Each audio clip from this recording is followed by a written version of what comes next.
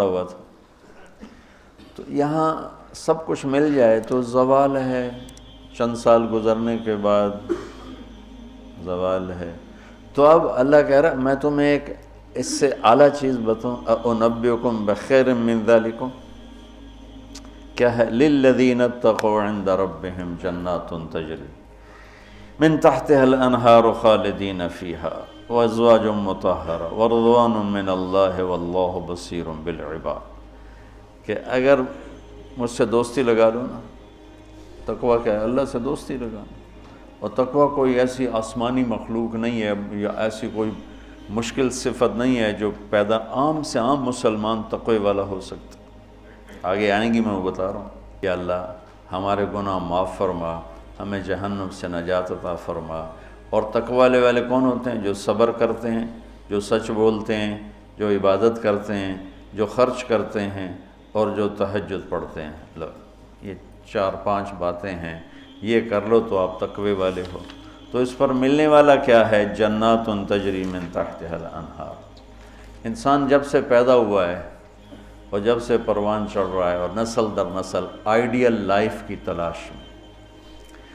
18ویں صدی میں جب سائنس نے ایک دم آنکھیں کھولی اور انسان نے کائناتی علم دریافت کیے تو ایک شور اٹھا کہ اب خدا کوئی نہیں ہے، اللہ کوئی نہیں ہے. یہ سارا سسٹمیٹک سسٹم ہے. تو ہم نے مادی طاقتوں کا راستہ دیکھ لیا ہے، ہمیں کسی خدائی جنت کی ضرورت نہیں، ہم دنیا کو جنت بنا دیں گے. یہ 18ویں صدی میں بہت انکار، اللہ کے انکار کی بہت ہوا چلی. پھر انسانی علم خود یہاں تک پہنچا کہ نہیں، اللہ کے انکار کے بغیر کائنات کا کوئی نہ سر ہے نہ پیر ہے، نہ توجیہ ہو سکتی ہے، نہ کوئی اس کے کسی سوال کا جواب ہو سکتا ہے. لہذا ایک خالق ضرور ہے جس نے اس کائنات کو پیدا کیا ہے. تو انسان، اچھا ایک بات پہلے میں جو میڈیکل سائنس کہتی ہے کہ انسان اپنے ذہن میں کبھی بھی ناممکن کی تمنا نہیں کر سکتا. آپ کو کسی ان پڑھ سے ان پڑھ ایک چھوٹی سی مثال، کدی 2 تے 2 5 ہو جان. کسی کو یہ تمنا کرتے دیکھا کدی 2 تے 2 5 ہو جان. ایک چھوٹی سی مثال عام فہم دی ہے، اس کو پھیلا دو. انسان کا کمپیوٹر ناممکن کو نہ سوچتا ہے نہ تمنا کرتا ہے، اندر وہ چیز جاتی نہیں. ناممکن کی تمنا نہیں پیدا ہوتی. پھر یہ زندگی کیوں چاہتا ہے؟ یہ کیوں چاہتا ہے موت نہ آئے، موت نہ آئے، موت نہ آئے؟ یہ کیوں چاہتا ہے جبکہ ناممکن کی تمنا اندر نہیں پیدا ہوتی؟ یہ مستقل صحت کیوں مانگتا ہے، لمبی عمر کیوں مانگتا ہے، ہر وقت کی جوانی کیوں مانگتا ہے، ہر وقت کی خوشی کیوں مانگتا ہے؟ جبکہ یہ ساری چیزیں ناممکن ہیں. اس جہان میں ہر وقت کوئی خوش نہیں رہ سکتا، ہر وقت کوئی صحت مند نہیں رہ سکتا، مستقل کوئی زندہ نہیں رہ سکتا. پھر یہ ساری خواہشیں جو ابھرتی ہیں یہ بھی بتلاتی ہیں کہ کوئی جہان ایسا چھپا ہوا ہے جہاں زندگی ہے، موت نہیں، آئیڈیل لائف ہے اور کوئی دکھڑا نہیں. یہ خود، یعنی میں آپ کو سائنس کے لحاظ سے بات بتا رہا ہوں، اس کی ہمیں ضرورت کوئی نہیں. لیکن ابراہیم علیہ السلام نے کہا تھا وَلَٰكِن لِيَطْمَئِنَّ قَلْبِي، کہ دل کے اطمینان کے لیے یہ بھی ایک دلیل ہے عقلی اور سائنسی کہ انسان ناممکن نہیں سوچتا. تو پھر کیوں سوچتا ہے جوان رہوں، خوشیاں دیکھوں، غم نہ دیکھوں، موت نہ دیکھوں، عالی شان گھر ہو، عالی شان سواری ہو؟ یہ کیوں دیکھتا ہے کہ ایک جہان موجود ہے جہاں یہ عالی شان زندگی موجود ہے. وہ کہاں ہے؟ عند ربہم، وہ اللہ کے پاس.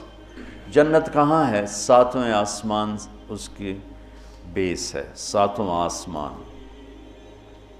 اور 7ویں آسمان سے بنتی ہے اور یوں اوپر جاتی ہے.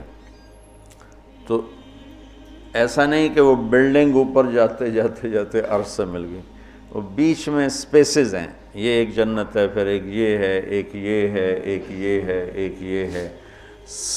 عرش کے ساتھ جا کر جو جنت مل گئی ہے کہ اللہ کا عرش اس جنت کی چھت بن گیا ہے، وہ ہے جنت الفردوس۔ ان الذین آمنوا وعملوا الصالحات کانت لهم جنات الفردوس نزلا اولئک هم الوارثون یرثون الفردوس۔ تو فردوس اعلیٰ جنت ہے۔ اللہ نے ساری جنتوں کو بنایا کن مطلب اللہ کو کن، اللہ کوئی بیٹھا کن نہیں آکھی جاندہ، یہ صرف ہمیں سمجھانے کے لیے، اللہ کو تو کن کہنے کی بھی ضرورت نہیں ہے، لیکن میرے نبی کا فرمان ہے باقی ساری جنت بنی میرے رب کے امر کے ساتھ، اور جنت الفردوس کو اللہ نے بنایا اپنے ہاتھوں کے ساتھ۔ تو یہ دنیا اللہ نے جس دن بنائی ہے، جس دن، اس سے لے کر آج تک اس کو ایک دفعہ بھی محبت سے نہیں دیکھا، اور جنت الفردوس کو جس دن بنایا ہے اس دن سے لے کر آج تک روزانہ دن میں 5 دفعہ رحمت کی نظر ڈالتا۔ اور جنت الفردوس کو ہاتھوں سے بنایا ہے تو وہ کیا چیز بنی ہوگی؟ ہاتھوں سے بنایا ہے، وہ کیا چیز بنی ہوگی؟ جس دن بنایا تھا اس دن سے لے کر آج، اور آج سے جس دن اس میں جانا ہے، آنے والا زمانہ بھی موجود ہے، گزرا ہوا زمانہ کوئی 25 ارب سال ہے، 30 ارب سال ہے اس کائنات کو بنے ہوئے، تو اگر اسی عدد کو لے لیں تو میرے نبی کا فرمان ہے کہ اللہ جنت الفردوس کو روزانہ دن میں 5 دفعہ اس کا میک اپ کرتا ہے۔ پہلے سے 5 دفعہ جس چیز کا میک اپ ہو وہ کیا چیز بنے گی؟ اچھا یہ تو دنیا ہے نا، چھوٹی چیز ہے، اس کا تو زیادہ میک اپ ہو نہیں۔ اس مسجد کا ہم میک اپ شروع کریں تو یہ چھوٹا سا حال ہے، سال 2 سال 3 سال میں ہم دنیا کے تارے توڑ کے لے آئیں تو بھی چند سال کے بعد کوئی جگہ ہی نہیں ہوگی بھی اب کہاں کیا چیز رکھیں۔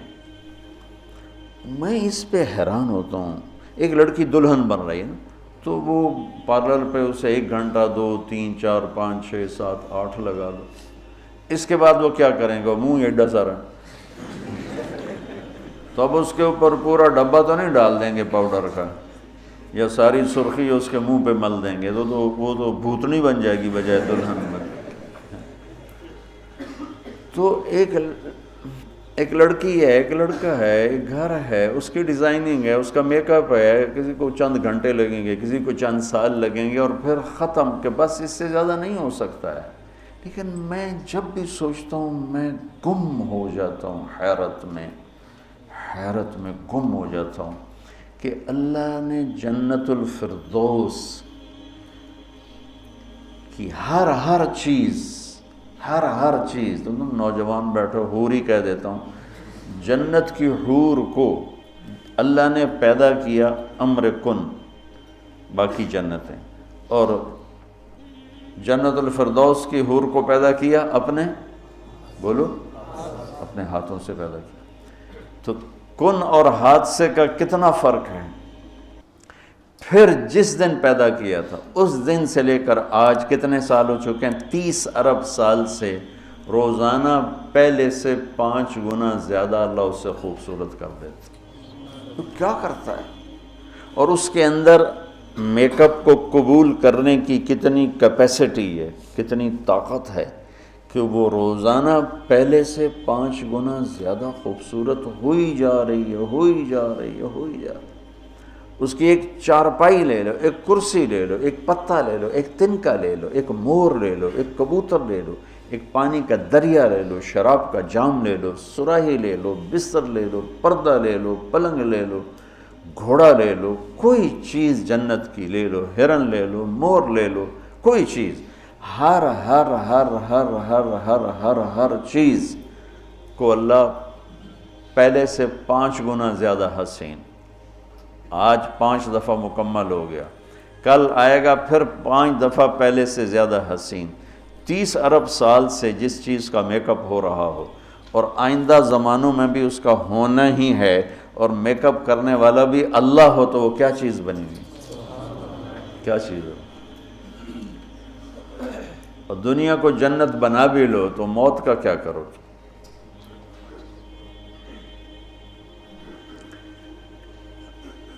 ایک آدمی نے بہت عالیشان بنایا اپنا گیٹ گھر، تو میں اس کے ساتھ جا رہا تھا تو مجھ سے کہنے لگا مولانا صاحب اتنے ہی ویکھو اسی تو اتنے روپیے لا چھڑیں تسی ویندے ہی نہیں پے ہو، دیکھو میں نے کیا بنایا.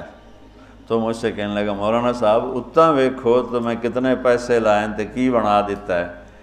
تو میرے بولنے سے نا پہلے خود ہی بول پیا پر مصیبت ہے مر جاونا ہے چھڑ جاونا ہے، ساتھ ہی پر مصیبت ہے مر جاونا ہے چھڑ جاونا.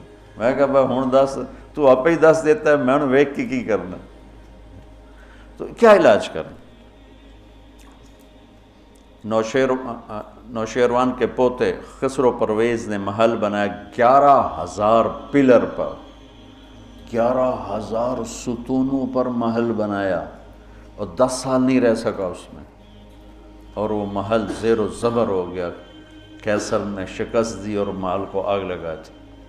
عبد الرحمن ناصر اموی بادشاہ نے اسپین میں محل بنایا 4,316 پلر اور برج، اور 25 سال صرف اس میں رہا اور جا کے اسی قبر میں گر گیا جس قبر میں غریب جا کے گرتا ہے. آج اس محل کے کھنڈر میں دیکھ کر آیا ہوں قرطبہ میں کہ کیا وہ شان و شوکت. 300 ہجری میں بننا شروع ہوا اور 1,000 خچر سامان ڈھونے کے لیے اور 10,000 مزدور مستری راج اس پہ کام کرنے کے لیے، چونکہ اس مینول کام تھا سارا، مشینی کام تو تھا نہیں. اور پوری دنیا سے سونا چاندی ہیرے لائے گئے اور مختلف جگہ پہ پارے کے تالاب بنائے گئے سورج کی گردش کو سامنے رکھ کر، کہ پارا چونکہ ٹکتا نہیں، یوں کرتا ہے یوں کرتا ہے، تو سورج کی شعائیں اس پر پڑتی اور جب وہ پارا ڈانس کرتا تو شعا بھی ڈانس کرتے ہی اوپر جا کے محل پہ پڑتی، تو پورا محل یوں رقص کرتا ہوا نظر آتا تھا، یوں سارا محل جھومتا نظر آتا تھا. اتنا اس اللہ کے نیک بندے نے تباہ کیا پیسہ قوم کا. اور ٹوٹل 25 سال. اب 350 میں وہ مر گیا اور اس کی سوانے میں لکھا ہے 50 سال میں نے حکومت کی اور ہر دشمن کو زیر کیا، لیکن میں نے اپنی خوشی کے دن گنے 50 سال میں تو صرف 14 دن تھے، صرف 14 دن. تو اب اس کا کیا علاج ہے کہ آپ نے سب کچھ بنا لیا، موت کو بھگاؤ. جب موت ہے تو اللہ کہتا ہے یہ آئیڈیل ہوم نہیں بن سکتا، لہٰذا یا مجھ سے دوستی کر لے، تقوی اختیار کر لے، پھر تو دیکھ میں تیرے لیے جنت بنا کے بیٹھوں.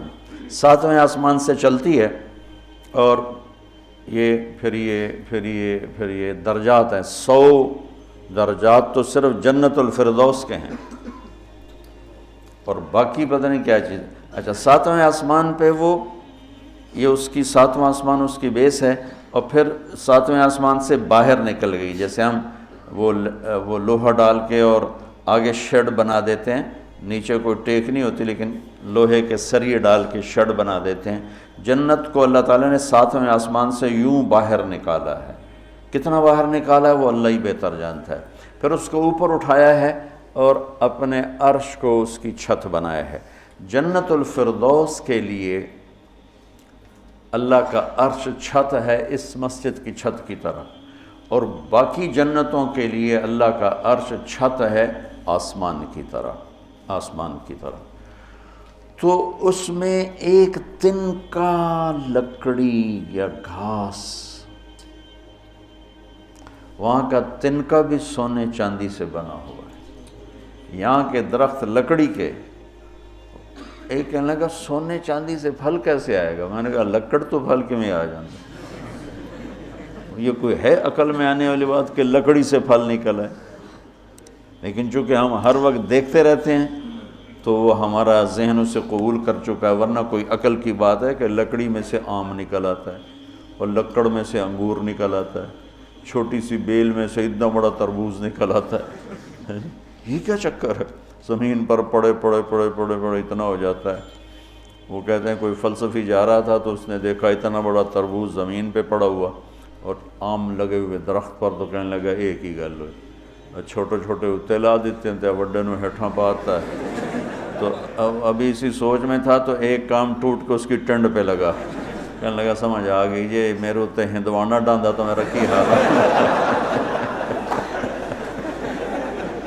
ہے، میرے اوپر یہ تربوز گرتا تو میرا کیا حال ہوتا، مجھے سمجھ میں آ گیا۔ تو اللہ نے ادنا ترین چیز جو لگائی ہے جنت میں سونا اور چاندی ہے، زمرد اور یاقوت ہے، ہیرا اور جوہر ہے۔ اور میں نے ملکہ برطانیہ کے محل میں دیکھا، اس کے تاج میں، ان کے محل میں عجائب گھر بنا ہوا ہے، تو ان کے تاج میں لگا ہوا تھا کوہ نور، لیکن اب اس کی وہ شان و شوکت نہیں رہی، چونکہ کاٹ کے تاج میں لگایا اور پھر 3 ٹکڑے کر کے آگے ایک پٹی میں رکھا ہوا تھا۔ یہ پورا جب ہیرا تھا تو دیوگری جنوبی ہند کی ایک ریاست تھی، اسے علاء الدین خلجی نے فتح کیا۔ تو جب مال غنیمت کے لیے خزانے کا دروازہ کھولا گیا تو اس میں یہ ہیرا پڑا ہوا تھا۔ تو علاء الدین خلجی کے منہ سے بے ساختہ نکلا کوہ نور، یہ تو نور کا پہاڑ ہے۔ تو اس سے اس ہیرے کا نام ہی کوہ نور پڑ گیا۔ تو پھر جب انگریزوں نے فتح کیا ہندوستان کو تو پھر ملکہ برطانیہ کے لیے اسے جہاز کے ذریعے سے وہاں لندن پہنچا دیا گیا۔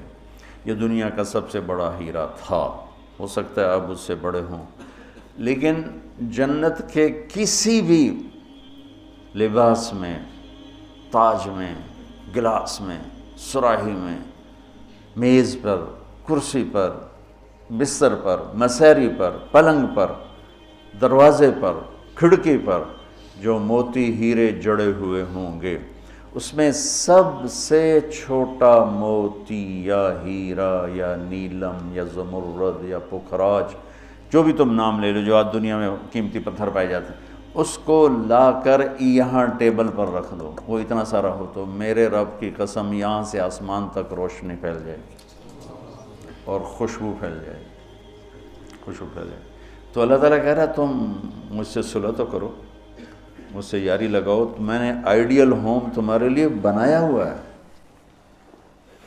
ایک نوجوان کہنے لگا اللہ حوروں کا لالچ کیوں دیتا ہے؟ میں نے کہا زنا سے روکنے کے لیے، کیونکہ لوگ شادی کر کے بھی زنا نہیں چھوڑتے ہیں، اور اللہ معاشرے کو پاک دامن دیکھنا چاہتا ہے۔ جس معاشرے میں زنا پھیل جاتا ہے وہ معاشرہ برباد ہو جاتا ہے۔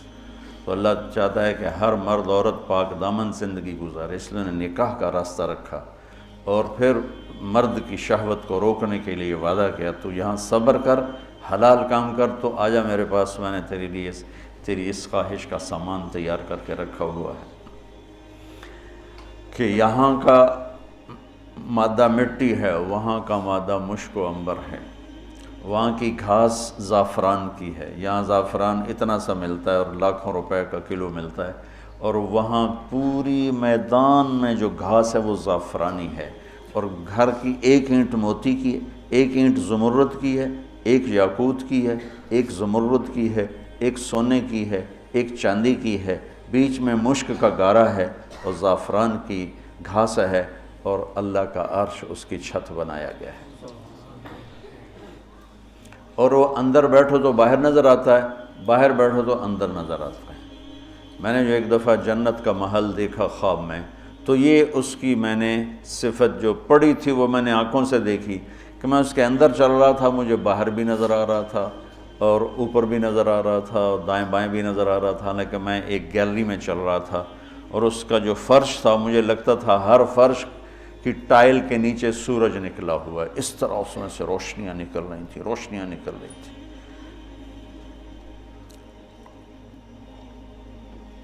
میں حور کو بیان کرتا ہوں جو ابن القیم نے لکھا ہے، لیکن جو میں نے دیکھی ہے وہ میں بیان نہیں کر سکتا، میں اس کو اب بھی دیکھ رہا ہوں۔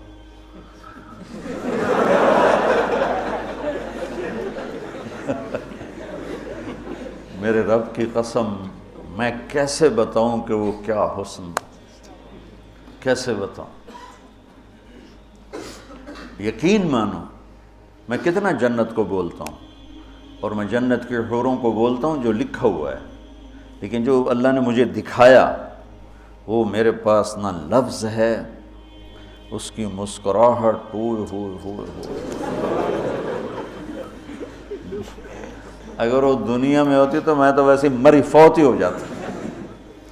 اس لیے میرے نبی کا فرمان ہے کہ لولا ان اللہ قضا لأہل الجنت الا يموتوا لماتوا من حسنها وجمالها، اللہ نے جنت کی لڑکی کو ایسا حسن و جمال دیا ہے، اگر موت مرنا گئی ہوتی تو اس کو دیکھ کے آنکھیں برداشت نہ کرتی، کلیجے پھٹ جاتے، مر جاتے۔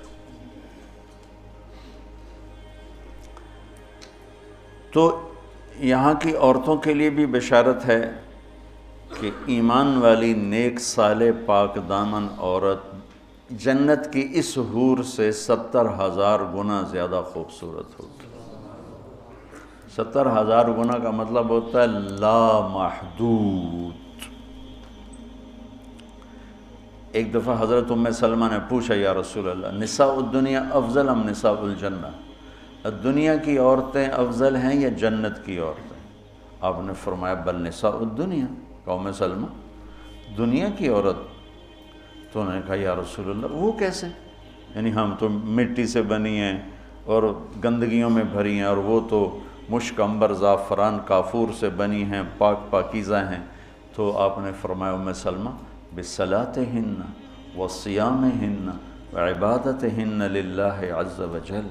ام سلمہ یہ ان دنیا کی عورت نماز پڑھتی ہے، روزہ رکھتی ہے، اللہ کی بندگی کرتی ہے، اس وجہ سے البس اللہ وجوہہن النور، اللہ ان کے چہروں پہ اپنا نور ڈالے گا، وَأَجْسَادَهُنَّ الْحَرِيرُ، اور ان کے جسم کو ریشمی لباس سے سجائے گا، وَأَمْشَاطُهُنَّ الذَّهَبُ، اور ان کی کنگھیاں سونے کی بنائے گا، وَمَجَامِرُهُنَّ الْأُلُوفُ، یہ میں نہیں دکھاتا، یہ جو عود ہے الوف، یہ پڑھن ایسا میں بیچارہ ماٹھا عود ہے، وہ تو جنت کا عود ہوگا، مجامر۔ کوئی دینا کوئی چیز پکڑنے کے لیے، یہ ٹیشو پیپر دے دو۔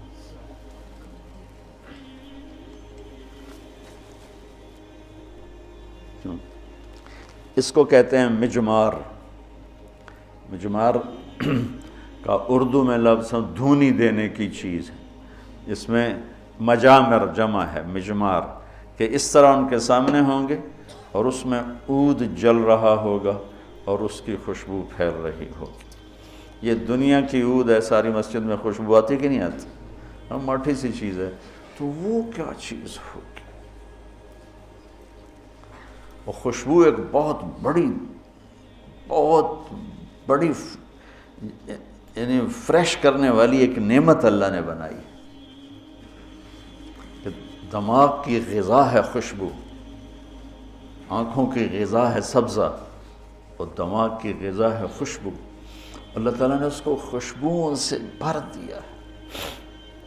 عرفہا لہم کا ایک ترجمہ ہے کہ جنت کو اللہ تعالیٰ ان کے لیے خوشبودار بنا رہا ہے۔ عرف خوشبودار بنانا، ایک اور ترجمہ بھی ہے لیکن ابھی اس کی مناسبت سے مجھے یاد آیا کہ عرفہا لہم، کہ آ جاؤ ایک دفعہ مجھ سے دوستی لگا کے، پھر ایسی جنت دوں گا جس میں خوشبوئیں خوشبو ہوگی، اور ایسی خوشبو ہوگی کہ یہ ادھر تو لگاتے ہیں اور تھوڑی دیر بعد وہ ختم ہو جاتی ہے، وہ تمہیں ہمیشہ مہکائے رکھے گی اور تمہیں ہمیشہ تر و تازہ رکھے گی، خوش و خرم رکھے گی۔ تو اللہ تعالیٰ فرمایا تم میرے پاس آ جاؤ، تو تم جس آئیڈیل ہوم کو ڈھونڈتے ہو وہ میں نے تمہارے لیے تیار کیا ہوا ہے۔ تجری من تحتہا الانہار، پانی یا انہار دریا کو کہتے ہیں، کہ وہ دریا ہی دریا ہیں۔ اصل میں یہ دریا ایک کنایا ہے، یہ ہے اس کے لیے خوبصورتی کے لیے، کہ پانی سے حسن آتا ہے۔ لوگ سردیوں میں گرمیوں میں مری جاتے ہیں، ناران جاتے ہیں، لورالائی نہیں جاتے، فورٹ منرو نہیں جاتے، وہ بھی ٹھنڈا ہے، لیکن وہ اتنا ویران ہے کہ اس پہ سبز نام کی شے کوئی نہیں. اور کیوں نہیں ہے کہ پانی کوئی نہیں؟ پانی نہ ہونے کی وجہ سے کالے پہاڑ ہیں. مری ناران کاغان میں پہاڑ سرسبز ہیں کیونکہ وہاں پانی بہت زیادہ ہے. تو انہار انہار انہار، یہ اشارہ ہے خوبصورتی کی طرف. اور انہار دریا سے حدیث ایک یاد آ گئی، وصف الجنہ فی وصف الجنہ. یہ ایک مسقطی عالم کی لکھی ہوئی کتاب تھی، مجھے اچانک یاد آ گئی کہ وہ دریا میں ان کے بحری جہاز چلیں گے. ایک ایک جہاز اتنا بڑا ہوگا کہ پوری دنیا اس کے مقابلے میں حقیر ہوگی. دنیا پوری 24,000 کلومیٹر کی دنیا اس جہاز کے سامنے حقیر ہوگی. تو جب وہ اس جہاز پہ چڑھیں گے سیر کرنے کے لیے تو وہاں ان کے لیے الگ بیویاں ان جہازوں میں ہوں گی اور ان کو مچھلیاں گھیر لیں گی چاروں طرف سے. تو ان کو سلام کر کے کہیں گی، یہ اللہ کے دوست مجھے کھاؤ گے؟ وہ کہے گا کھاؤں گا. تو وہ پوچھے گی مچھلی، کباب کھاؤ گے سالن کھاؤ گے؟ تو وہ کہے گا اتنے تو آؤ اندر ہی گلاں کیتی جان. تو پھر وہ چھلانگ لگا کے اوپر آ جائے گی. تو موت تو ہے نہیں. تو وہ کہے گا کباب کھلاؤ، تو وہ یوں کرے گی. تو ایک کندھے سے کباب نکل کے سامنے آنا شروع ہو جائے. کہے گا سالن دے، تو یوں کرے گی. تو میں یہ بنگلہ دیش میں حدیث بیان کرتا ہوں، بہت مزہ آتا ہے کیونکہ بنگالی بڑے خوش ہوتے ہیں. ان کی غذا مچھلی ہے نا. ایک دفعہ پہلوانوں کو اکٹھا کیا ہم نے. زندگی میں پہلی دفعہ میں نے پہلوان اتنے دیکھے، اور پہلی دفعہ ان سے میں نے بات کرنی. میں پریشان، یا اللہ میں ان سے کیا بات کروں، سارے انج کر کے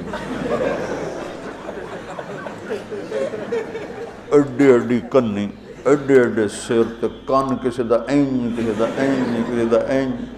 تو اینج کر کے پے ہوئے.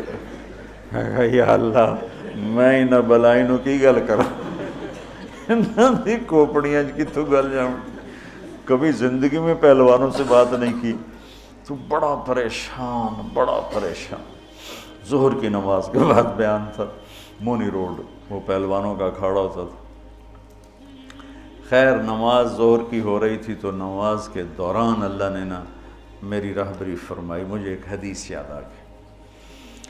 تو بیان شروع ہوا تو وہ ان کے بیٹھنے کا انداز ایسا جیسے کہ اکھاڑے میں ہی بیٹھے ہوئے ہیں. وہ لتاں لمیاں کیتی ہوئی ہیں تو منہ اتنا کیتا ہوا. میں تو نہ دے سامنے چڑا جیا بیٹھا ہوا سا. تو میں نے ان سے کہا دیکھو بھائی، یہاں سے میں نے بات شروع کی. دیکھو بھائی، اصل زندگی ہے جنت اور دنیا ہے عرض. اور جنت میں جانے کا سب سے زیادہ مزہ پہلوانوں کو آئے گا. وہ سارے ذرا این ہو گئے، پہلے این ہو گئے. پہلوانوں کو بڑا مزہ آئے گا جنت میں جانے کا، اس لیے کہ جنت کا پہلا کھیل جو اللہ ہمیں دکھانے والا ہے نا، پہلی انٹرٹینمنٹ جو جنت کی ہوگی سب سے پہلی، وہ مچھلی اور بیل کی کشتی ہوگی. اب ہمیں تو کشتی آتی نہیں، تو ہمیں تو نہیں پتہ لگے گا بھئی مچھلی نے کیا داؤ لگایا، بیل نے کیا داؤ لگایا. تم سارے پہلوان ہو، تمہیں پتہ ہے داؤ کیا ہوتا ہے. جب بیل داؤ لگائے گا تو اسی اس لئے نعرے مارو گے، جب مچھلی داؤ لگائے گی پھر تم نعرے مارو گے. اور تمہیں وہ مچھلی اور بیل کی کشتی دیکھنے کا جو مزہ آئے گا وہ ہمیں تو آئے گا نہیں. یہاں سے بات چلی، وہ تھوڑے تھوڑے ان کی آنکھیں کھلی. تو اللہ تعالیٰ نے ایک عجب گھر بنایا ہے، اور ہمیں ذوق ہی نہیں، چونکہ جنت کے تذکرے ہی کوئی نہیں. اور زندگی گزر گئی ہے سفروں میں، جتنا عرب میں جذبہ ابھرتے دیکھا نا جنت کا، وہ اجمی تو ٹھنڈے برف کھا کے بیٹھے ہوں گے. ایک دفعہ میں تھوڑا فرق کرو، بس میں تھا یہاں، ایک عرب جماعت آئی ہوئی تھی. وہ میں گیا ان کو ملنے، وہ تعلیم کرا رہے تھے. اس میں ایک بدو وہ یوں کر کے نا تعلیم میں سویا ہوا تھا یوں کر کے. تو انہوں نے مجھے کہا آپ تھوڑی بات کر لیں. تو میں نے بات شروع کر دی. وہ سویا رہا. مجھے خیال آیا اس بابے نے اٹھاواں کہ میں. تو تھوڑی دیر کے بعد میں نے جنت شروع کی نا. تو وہ پہلے یوں ایسے سویا ہوا تھا بالکل.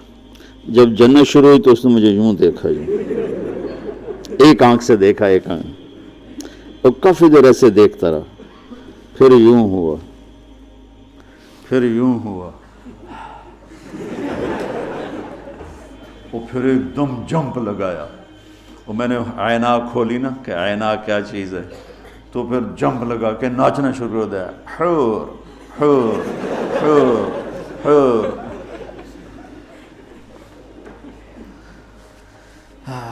تو میرا رب کہتا ہے دوستی لگا لے, گھر تیار ہے.